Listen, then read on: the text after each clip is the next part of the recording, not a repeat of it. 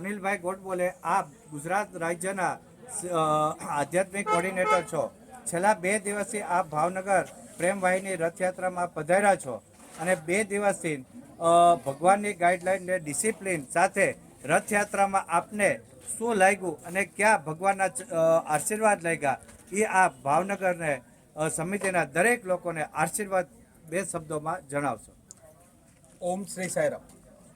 પરમ પૂજ્ય ભગવાન શ્રી સત્યસાઈ બાબાના ચરણોમાં કોટી કોટી પ્રણામ. આપણે સૌ જાણીએ છીએ એ પ્રમાણે 19મી એપ્રિલ 2025ના રોજ પુટ્ટપર્તીથી એક સાથે 5 રથ ભારતના 5 ઝોનની અંદર ફરી રહ્યા છે. એ પૈકીનો એક રથ જે આપણા વેસ્ટ ઝોનની અંદર ગોવા, મહારાષ્ટ્ર, ગુજરાતનો બોર્ડર એરિયા, રાજસ્થાન ફરીને હવે ફરી પાછો ગુજરાતમાં આવ્યો છે. આપણા માટે જ્યારે રથનો પ્રારંભ થવાનો હતો ત્યારે જે મિટિંગ થઈ એ વખતે ગુજરાતને ભાગે 3 મહિના આપવામાં આવશે એવું જણાવ્યું હતું, પણ ભગવાનની કંઈક ઈચ્છા જુદી હોય છે. એ પ્રમાણે આપણા નસીબમાં 4.25 મહિના મળે. 4.25 મહિના મળ્યા ત્યારે આપણે ખુશ થયા કે ચલો ભગવાને આપણને એટલા વધુ લોકોને ભગવાનના દર્શનનો લાભ મળશે. પણ ગઈકાલે અમારી ચર્ચા થયા પ્રમાણે હજી એવું લાગે છે કે આ 4.25 મહિના પણ આપણને ઓછા પડે છે. આ ભગવાનની મહિમા છે. એક પ્રસંગ મને કહેવાનો એ ગમશે કે ભગવાન જ્યારે પણ એમનો સંકલ્પ છે ત્યારે એ પોતે પહેલાં પહોંચી જાય છે, પછી આપણે જઈએ છીએ. ભગવાન એમ જ કહે છે કે તુમ મેરા કામ કરો, મેં તુમ્હારા કામ કरूँगा. અત્યારે આપણું કામ શું? તો કે ભગવાનના પ્રેમ પ્રવાહી સંદેશ માધ્યમ દ્વારા લોકો સુધી પ્રેમનો સંદેશ આપવો. અને આ માટે જ આપણે જ્યારે પ્રેમ પ્રવાહીની સંદેશ યાત્રા લઈને નીકળીએ તો ઘણી બધી જગ્યાએ એવા અનુભવો થયા છે કે ભગવાન પોતે આપણા પહેલાં પહોંચી ગયા છે. અહીંનો તો અનુભવ આપણે વિજયસિંહજી બાપુના સ્વમુખે સાંભળ્યો. બીજો એક અનુભવ એવો હતો હિંમતનગરની અંદર.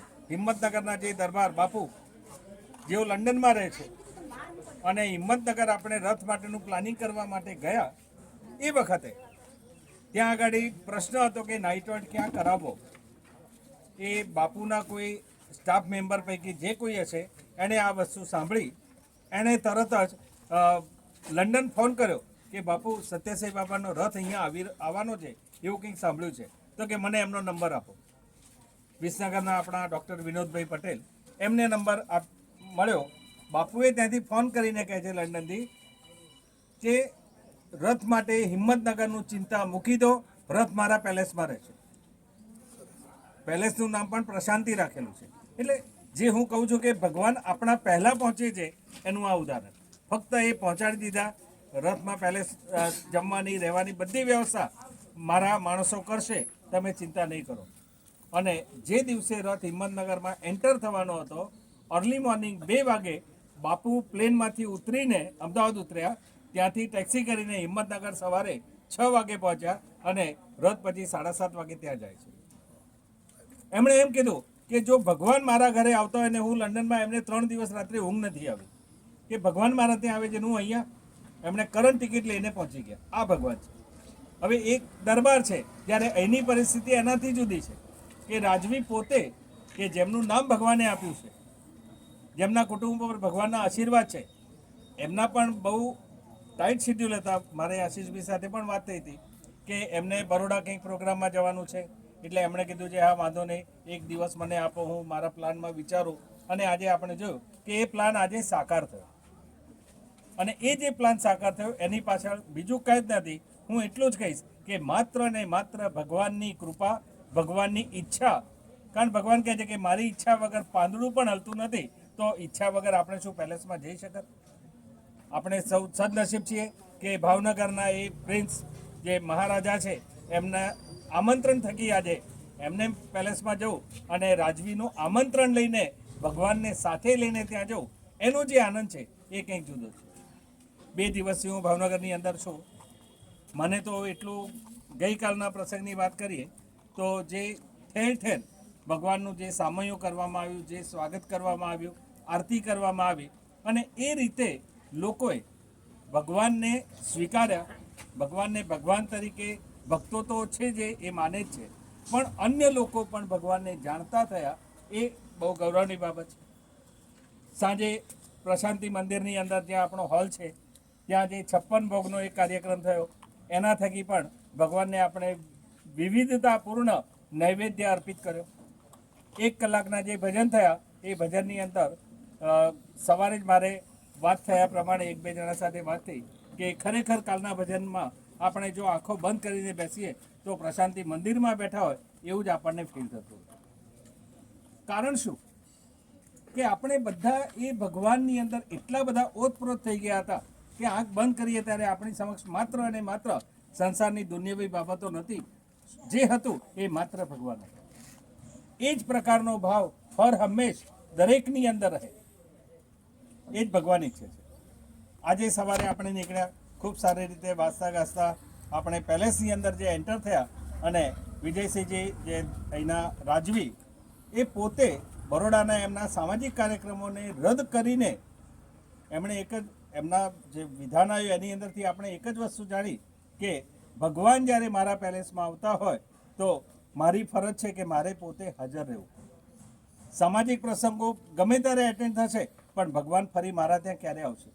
અને એ રીતે તેઓ ઉપસ્થિત રહ્યા. માત્ર ઉપસ્થિત નથી રહ્યા, એમના હસ્તે આપણે જે HIV પોઝિટિવ બાળકોની નારાયણ સેવામાં પણ તેઓ સહભાગી થયા. અને એ કર્યા પછી આપણા બધા સેવાદળના ભાઈઓને પણ એક આનંદ થાય એવો એમણે એ કર્યો કે બધી બહેનો સાથે એમણે ફોટો લીધો, ભાઈઓ સાથે ફોટો લીધો અને એ ફોટો લઈને પણ આપણને આનંદ આપ્યો.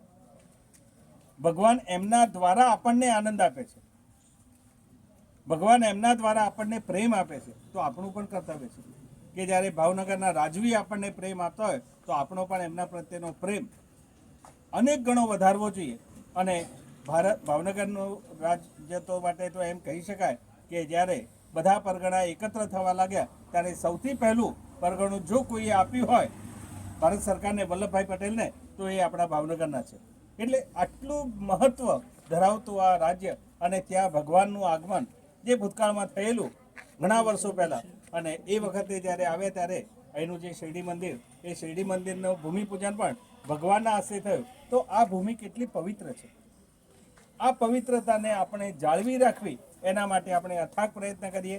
અને ભગવાને જે સંદેશ આપ્યો છે love all, serve all, help ever, hurt never, એ સંદેશને આપણે માત્ર આપણા પૂરતો નહીં રાખીએ, સ્વાર્થી નહીં બનીએ.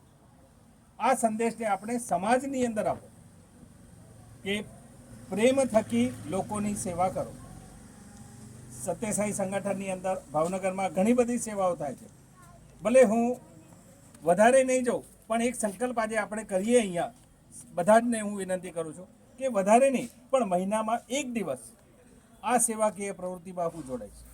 ભજન તો છે જ, ભગવાનને ભાવતું છે, પણ ભગવાન એમ કહે છે કે ભજન ગાતા હોઠ કરતા સેવા કરતા હાથ મને વધારે ગમે છે. તો પછી આપણે ભજન તો ઓઠ આપણા ગાશે એ તો ભગવાનને ગમે છે, પણ આપણા સેવા કરતા હાથ જો ભગવાનને વધારે ગમતા હોય તો આપણે એ માટે પણ અવશ્ય પ્રયત્ન કરીશું. હું માત્ર ભગવાનને એટલી જ પ્રાર્થના કરીશ કે સૌને ખૂબ શક્તિ આપે અને ભગવાનનું આ જે કાર્ય છે એ કાર્યની અંદર તેઓ બધાને જોડે અને સૌ થકી અન્ય લોકો સુધી ભગવાનનો સંદેશ પહોંચે એવી સૌને શક્તિ આપે. જય સાંઈરામ.